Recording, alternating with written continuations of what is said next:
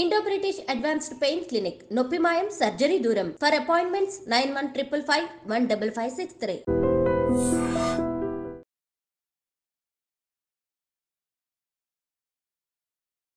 నమస్కారం, welcome to I dream. ధర్మ మార్గం విత్ విజిత కార్యక్రమానికి స్వాగతం. ప్రస్తుతం మనతో పాటు ఉన్నారు ప్రముఖ ఆధ్యాత్మికవేత్త ప్రవీణ్ గొల్లమూడి గారు. ఇప్పుడు వారితో మాట్లాడి మరిన్ని విషయాలు తెలుసుకుందాం. నమస్కారం అండి. నమస్కారం అండి. మన సనాతన ధర్మంలో పెద్దవాళ్ళు మనకు శాస్త్రాల ద్వారా కానీ పురాణాల ద్వారా కానీ ఎన్నెన్నో మంచి విషయాలు చెప్పారు. అవి అలా అలా అలా అలా వస్తూ మన పెద్దవాళ్ళ దాకా వచ్చి వాళ్ళ ద్వారా మనం కొన్ని కొన్ని వింటూ ఉంటాం. అలా విన్న వాటిల్లోనే బ్రహ్మ ముహూర్తం అని, సంధ్యావందనం అని, ఇలాంటివి మనం నిత్యం ఉండే విధానంలోనే కొన్ని కొన్ని చెప్తూ ఉంటారు.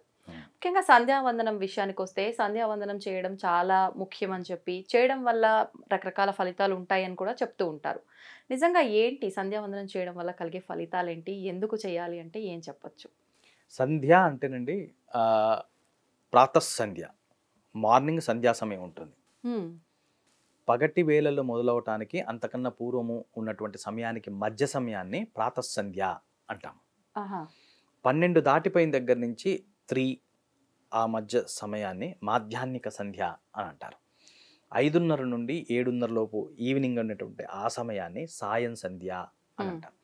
మనం ఒక తెలుగు క్యాలెండర్ తీసి చూసుకుంటే సు.ఆ అంటే సూర్యోదయము, సు.ఊ అంటే ఉదయము, ఆ అస్తమయం, అవి క్యాలిక్యులేట్ చేసి ఉంటాయి. దాన్ని బట్టి 45 మినిట్స్ బ్యాక్ అండ్ ఫ్రంట్ దాన్ని సంధ్యా సమయం అని అంటారు. ఈ సంధ్యా సమయంలో సూర్యుని ఉపాసించటం వల్ల ముఖ్యంగా సమయానికి వానలు కురుస్తాయి. అంటే ప్రకృతిని మొత్తం పూజించిన దాంతో సమానం అన్నమాట.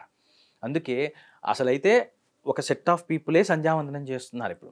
నేను కొన్ని 400-500 సంవత్సరాల క్రితం గురించి మాట్లాడదలుచుకుంటే, ప్రతి ఒక్కళ్ళు స్నానం అయిపోగానే అలా అర్ఘ్యం ఇచ్చేసేవాళ్ళు సూర్యుడికి.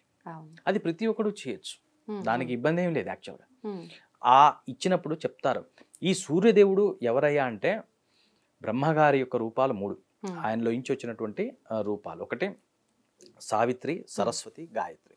ఈ 3 బ్రహ్మ యొక్క శక్తి స్వరూపాలు, విజ్ఞాన స్వరూపాలు, జ్ఞాన స్వరూపాలు. ఈ సావిత్రి అనేటటువంటి దేవతకి, గాయత్రి అనేటటువంటి దేవుడికి ఈ సంధ్యాం తర్పయామి, గాయత్రీం తర్పయామి, బ్రాహ్మీం తర్పయామి, నిమృజీం తర్పయామి అని తర్పణాలు చేస్తారు. అంటే ఈ ఒక్కొక్క సంధ్యలో ఒక్కొక్క పూట, పొద్దుటి పూట, మధ్యాహ్నం పూట, సాయంత్రం పూట, రాత్రి పూట దేవతలకి అధిపతులు ఉన్నారు. వీళ్ళందరూ కూడా సావిత్రిదేవి యొక్క ఆధీనంలో ఉంటారు. సమస్త వేదశాస్త్రం అంతా కూడా గాయత్రీదేవి యొక్క ఆధ్వర్యంలో ఉంటుంది. కళలన్నీ కూడా సరస్వతీదేవి యొక్క ఆధీనంలో ఉంటారు. ఈ రకమైనటువంటి ఈ 3 దేవతల్ని ఒకేసారి ప్రార్థించేటటువంటి విధానం సంధ్యావందనం. ఈ సంధ్యావనంలో సహజంగా వేదమాత కాబట్టి బ్రాహ్మణులందరూ కూడా గాయత్రీదేవిని ఉపాసిస్తూ ఉంటారు. గాయత్రీదేవికి పంచ శిరస్సులు ఉంటాయి. ముక్తా విద్రుమ హేమ నీల ధవలఛాయైర్ముఖైస్త్రిక్షణైర్యుక్తాం ఇందు నిబద్ధరత్నమకుటాం తత్వార్ధవర్ణాత్మికాం గాయత్రీం వరదా భయాంకుశకశా శుభ్రం కపాలం గదాం శంఖం చక్రమధారవిందయుగలం హస్తైర్వహంతీం భజే అని అమ్మవారి చేతుల్లో ఏమున్నాయి, అమ్మవారి ముఖాలు ఎట్లా ఉన్నాయి, అందులోంచి ప్రస్ఫుటమైనటువంటి తేజస్సు ఎట్లా ఉంది వర్ణించిన తర్వాత గాయత్రి జపం చేసుకుంటారు. ఈ రకమైనటువంటి అమ్మ ఉపాసన ఎందుకంటే ఈమె వేదమాత. వేదం సుభిక్షంగా ఉంటే ప్రకృతి సుభిక్షంగా ఉంటుంది. అందుకే దీన్ని రక్షించడానికి ఒక సెట్ ఆఫ్ పీపుల్ని పెట్టేశారు. అదే మీరు వేరే పని ఏమి చేయబోకండి, మీరు కేవలం ప్రకృతి దేవతలను ఉపాసన చేయండి. ఎట్లా ఉపాసన చేయాలి? ప్రకృతి దేవతలకు అధిదేవత గాయత్రి, సావిత్రి, సరస్వతి అనుకుంటే దానికంటే మూలపైనటువంటి దేవత వెలుగు, ఆయనే సూర్యుడు. అందుకే అంతా అయిపోయిన తర్వాత బ్రహ్మార్పణమస్తు చేసి మళ్ళీ సూర్యనారాయణ దేవత అర్పణమస్తు అని సూర్యుడు కూడా అర్ఘ్యం చేస్తారు. కాబట్టి బ్రాహ్మడికి వేరే పని చెప్పలే. అందుకే అరే ప్రకృతి శక్తుల్ని శాంతంగా ఉంచండి. అందుకే ప్రతి గుళ్ళో బ్రాహ్మణుడు తప్పనిసరిగా ఆ సంధ్యావందనం అనేటువంటి కార్యక్రమాన్ని ఎట్లా చేయాలో చెప్పారు. పూర్వం అయితే అందరూ అర్ఘ్యం ఇచ్చేటటువంటి వాళ్ళు సూర్యుడికి. రాను కొన్ని వర్గాల వాళ్ళు వాళ్ళ బిజీలో వాళ్ళు వెళ్ళిపోవటం చేత వీళ్ళైతే పట్టు కూర్చున్నారు ఇప్పటికి కొంతమంది అయితే. కాబట్టి ఈ భర్గా, మనకి గాయత్రి మంత్రంలో భర్గో దేవస్య ధీమహి అని వస్తుంది. ఈ భర్గ అనేటటువంటిది ఏంటంటే శివస్వరూపము. కాబట్టి గాయత్రి అనేటటువంటిది బ్రహ్మ విష్ణు శివస్వరూపాల మయముగా అమ్మవారి పరిపాలనలో ఉండేటటువంటి కాలాలు ఇవి. ఎప్పుడైతే ఈ సంధ్యా సమయాల్లో చేసేటటువంటి పూజలు ఏవైతే ఉన్నాయో ఇవి చాలా శక్తివంతమైనటువంటివి. నిజంగా గాయత్రి, సరే గాయత్రి గురించి నీకు అవగాహన లేదు, నీ ఇష్టదైవం ఎవరు, ఆ ఇష్టదైవాన్ని అక్కడ ప్రార్థన చేయి ఆ సమయంలో.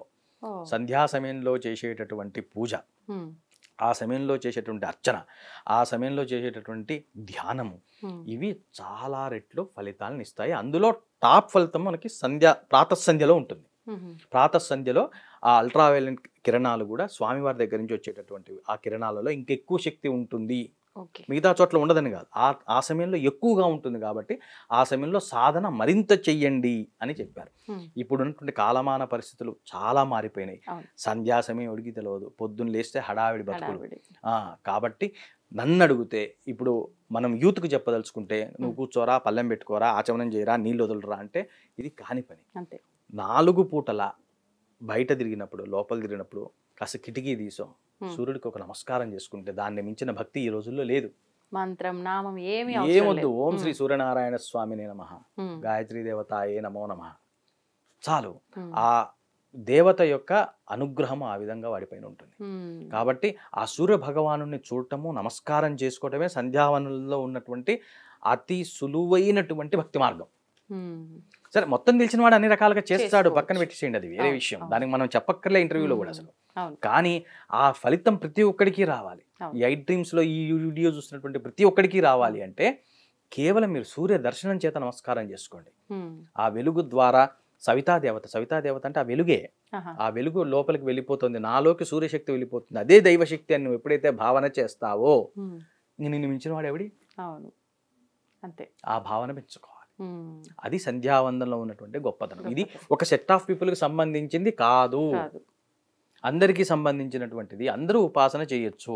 విధి విధానం తెలిసిన వాడు ఒక రకంగా చేస్తాడు, విధి విధానం చేయని వాడు ఇంకో రకంగా చేస్తాడు. కానీ దేవుడు మాత్రం ఒక్కరి సత్తు కాదు. ఇంకొకటి, ఇదే విధంగా చెయ్యాలని ఒక నియమం కూడా ఏం పెట్టలేదు. మన సనాతన ధర్మం యొక్క గొప్పతనం ఏంటి అంటే, ఎవరికి తోచినట్టు వాళ్ళు ఏ రకంగా అయితే ఆ రకంగా, నీకేమీ రాకపోతే నమస్కారమే చేసుకో, తలుచుకొని చాలు. ఇలాంటి అవకాశాలు కూడా మనకు ఇచ్చారు. కాబట్టి ఇంకా సంతోషంగా మనం ఏది రాదు అంటే జస్ట్ నమస్కారం మీరు చెప్పినట్టుగా సరిపోతుంది. ఇబ్బంది అది అక్కడే వస్తుంది. దాన్ని నమ్మరు.